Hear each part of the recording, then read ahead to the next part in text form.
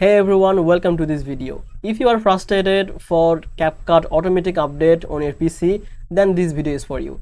In today's video, I will show you how to stop automatic update on your Capcut PC.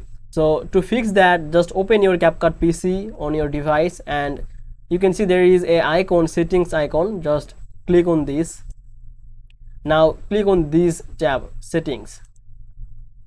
In this settings pop-up panel, you will see there is an option general. Just tap on this tab and scroll down. You can see there is a section for software update. It has two features, automatic update and get notified about update. If you select this one, then your Capcut PC will automatically update it, and maybe you have selected this one.